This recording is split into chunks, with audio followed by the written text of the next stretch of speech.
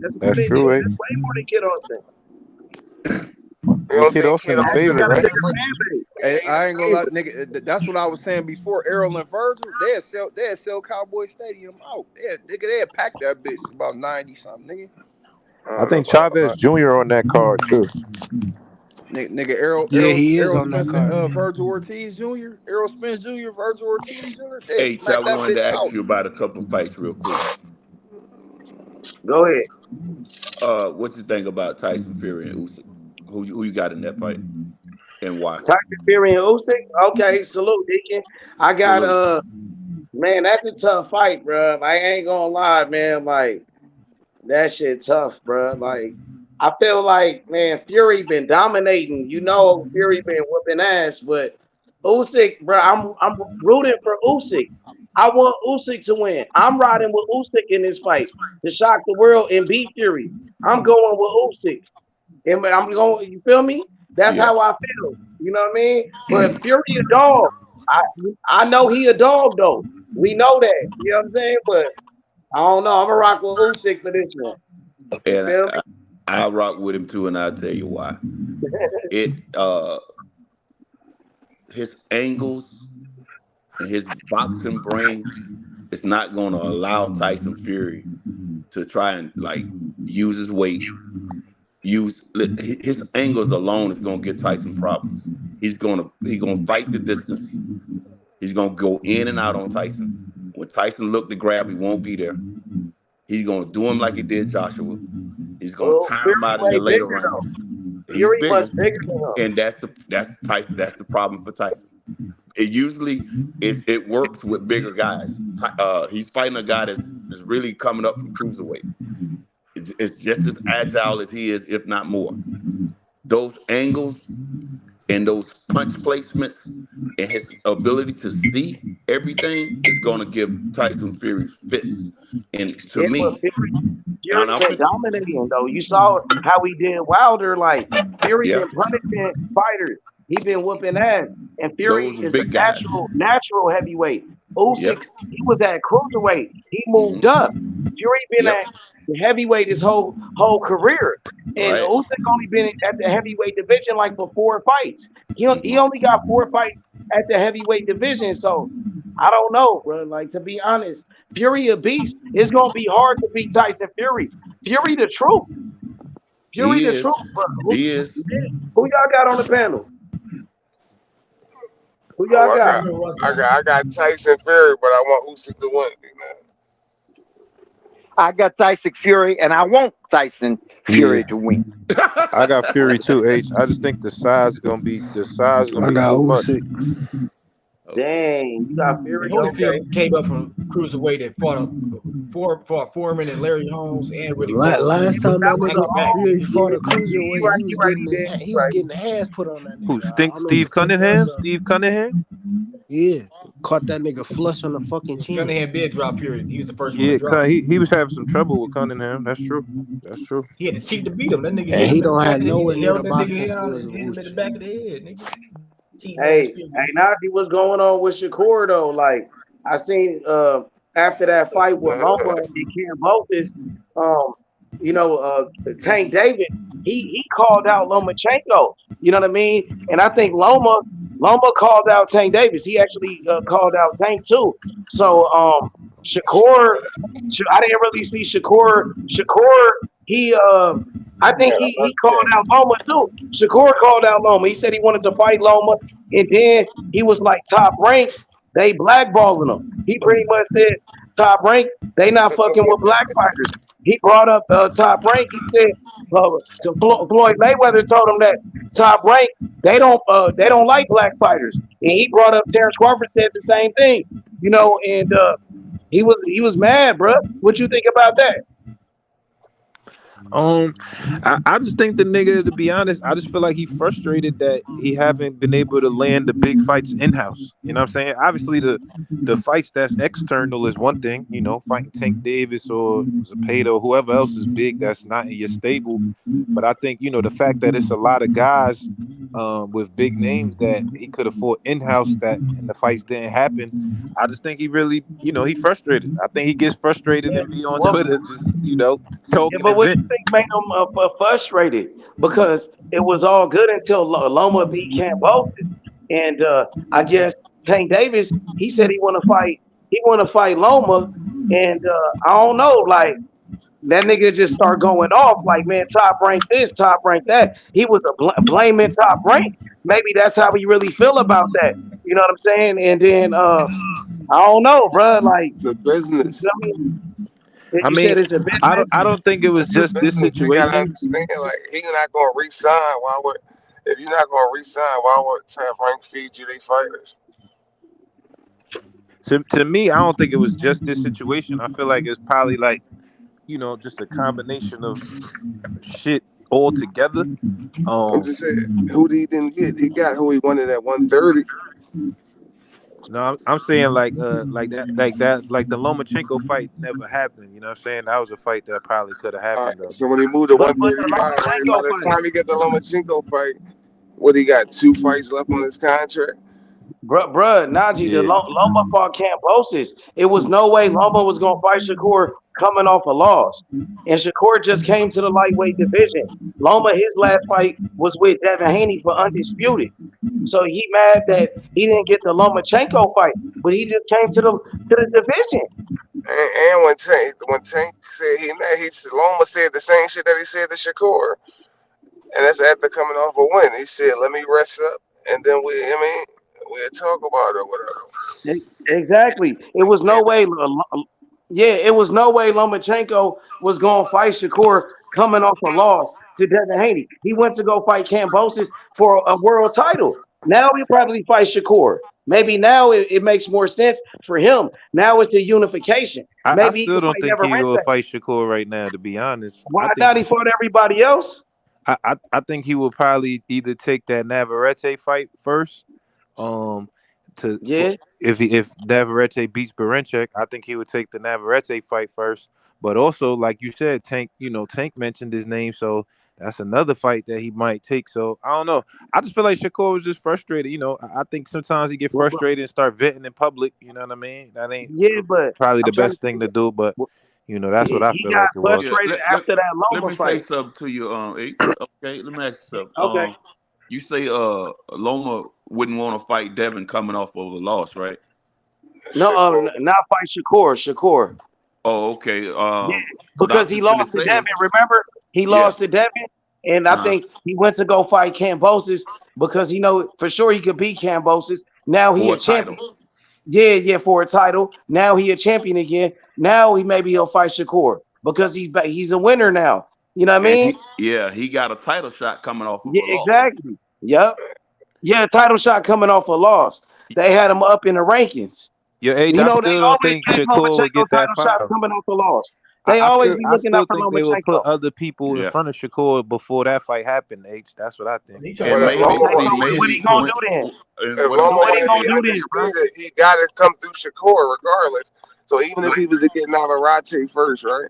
what And into the Shakur is next fight, saying is if all this Loma's job is still to become undisputed, he will have to see with Shakur regardless. Well, so he's saying, favoritism. but I also heard Loma saying, he not sure how many fights he got left, and if you even heard after that Cambosis fight, he was saying how he was like he want to take a rest and a break. He was kind of saying how his dad was the one that keeps pushing him to, you know what I'm saying, like to keep fighting type shit. He was making it seem like he didn't really even, like he don't even really be wanting to fight no more. That's kind of how I took it. You feel me? So I'm So just how saying could you be there's frustrated really about that? no guarantees that Shakur is actually going to get that fight. I'm Yeah, saying, so how would Shakur be frustrated about that though? yeah. Well, If because Loma I think if just like don't want I to just feel fight. like Top Rank promised him that fight and it never happened. Right. That's what I wanted to say. Exactly. We all know niggas can't make you no promises, but they can't make another Yeah, fight. but But they that's why I can think make Yeah, he's a going to fight be exactly. promise. frustrated Did though. they That's what promise I'm him? Did saying. they promise him that fight or mention it? Or did they actually promise him that fight? Because when you promising somebody a fight, you got the paper on the table getting ready to sign shit. They kick the can down the road a lot on fight. That's You know what what I I'm saying? think. I think that fight could have happened, but to me, this is my opinion. I feel like they wanted a chance to try to lure Shakur into re-signing. So it's Right. like, let's not Right. do it now. Let's see if we could do it later. But for Right. him, it's just like, nigga, y'all been telling me I could get this fight, and this fight ain't never happened. Like to me, like I said, and I always told you this, Chop. Like obviously it's a business, but a nigga like Jermaine Ortiz have gotten bigger fights than Shakur Stevenson on the same promoter. That's a little crazy. I mean, you say bigger fights. Yeah. Uh,